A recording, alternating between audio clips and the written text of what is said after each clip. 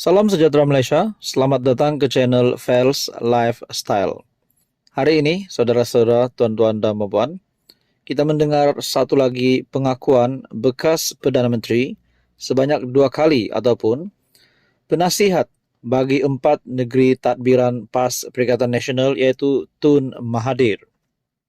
Pengakuan ini sudah pasti mengejutkan ramai pemimpin-pemimpin politik Malaysia, termasuk juga kepimpinan dari Perikatan Nasional. Satu artikel dari sinarharian.com, Tun Mahathir akui salah pinggir negeri pantai timur. Dalam artikel ini menyebut berkaitan dengan satu pengakuan Tun Mahathir yang pasti mengejutkan ramai. Pengakuan Tun Mahathir di mana Tun Dr. Mahathir Mohamad mengakui kesalahannya yang meminggirkan negeri pantai timur sewaktu beliau menjawat jawatan Perdana Menteri Malaysia yang keempat.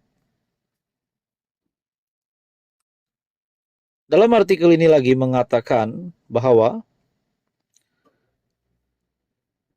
oleh kerana itu mereka negeri pantai timur tidak berjaya, saya fikir ini masanya untuk tebus dosa kesalahan saya dahulu, ujar beliau.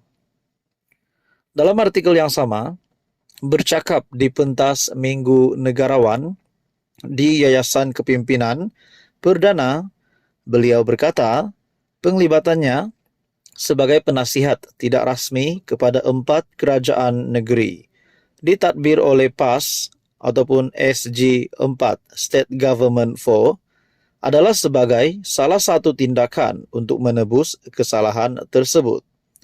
Saya mengaku bersalah sewaktu jadi Perdana Menteri dari parti satu itu, bermusuh dengan parti PAS yang menguasai negeri pantai timur, katanya pada Rabu.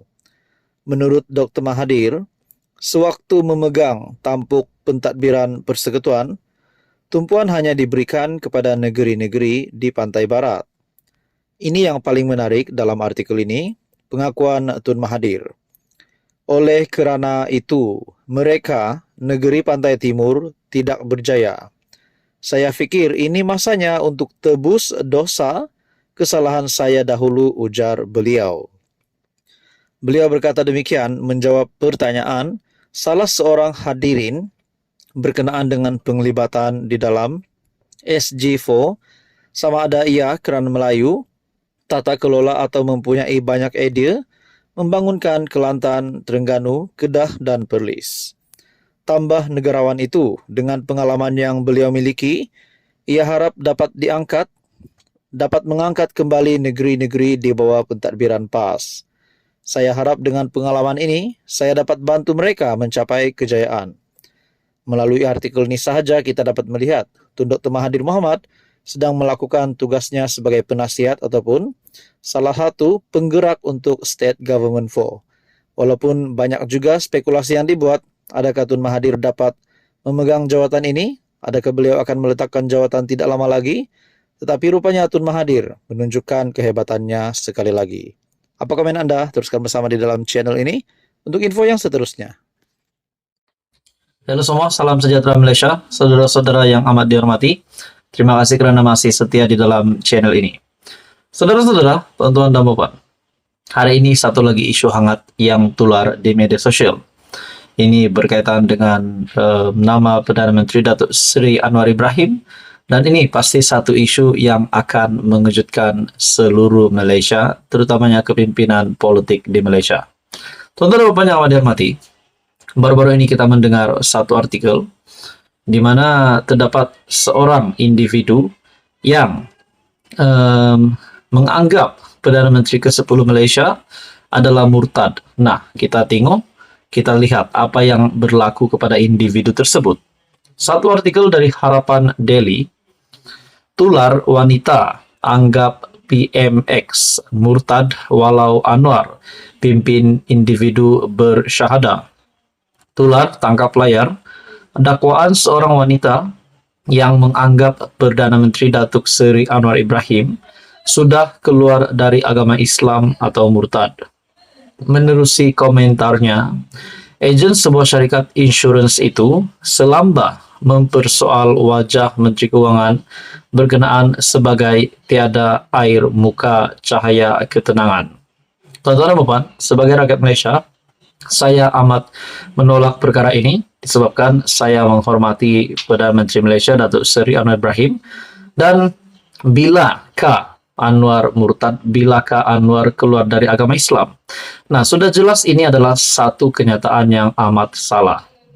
Dalam artikel ini lagi, pengguna Facebook atas akaun Fatin Fatimah Humaira Al-Atas tersebut juga mengakui otaknya berserabut melihat wajah suami Datuk Seri Dr. Wan Aziza Wan Ismail itu. Kenapa tengok PMX ni langsung tiada air muka cahaya ketenangan? Lagi tengok lagi serabut otak ni, tulisnya dalam satu komentar di TikTok. Walaupun wanita itu dinasihatkan untuk melakukan sembahyang taubat oleh netizen, dia dilihat masih bersikap ekstrim, terus menabur fitnah terhadap Perdana Menteri. Takkan ada ketenangan kalau tengok muka orang murtad. Akan tenang tengok muka alim, ulama dan baca Al-Quran, tulisnya lagi. Rata-rata warganet terkejut dengan sikap melampau penyokong pembangkang itu yang menyamai perangai puak Khawarij, yaitu kelompok pada abad pertama Hijrah yang mengkafirkan golongan yang tidak sealiran dengannya. Kutip ditangkap polis, jangan tak kutip. Mulut tak reti nak jaga, seorang yang telah diberi mandat mengislamkan orang dituduh murtad. Ia adalah satu fitnah yang amat besar, desak netizen. Bulan lalu Perdana Menteri berkesempatan memimpin syahadah.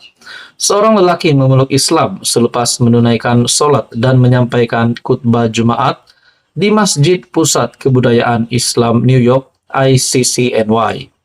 Ketika Anwar beredar sambil bersalaman dengan jemaah selepas menyampaikan sumbangan Al-Quran daripada kerajaan kepada masjid, pengacara majlis memaklumkan seorang lelaki dikenali sebagai Andrew Vinyls mahu memeluk Islam dan memintanya tampil.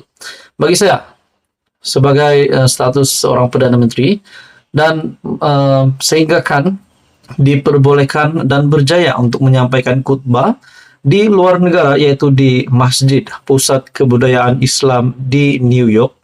Dan juga Datuk Seri Anwar Ibrahim juga telah ketika beredar sambil bersalaman dengan jemaah selepas menyampaikan sumbangan Al-Quran daripada kerajaan kepada masjid, pengacara majlis memaklumkan seorang lelaki dikenali sebagai Andrew mahu memeluk Islam dan memintanya tampil.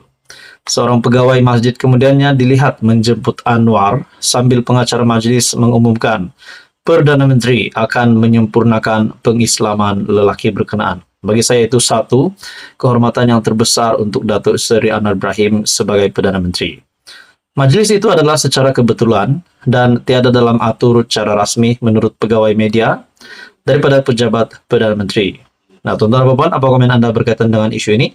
Sekian saja, teruskan bersama di dalam channel ini untuk info yang seterusnya.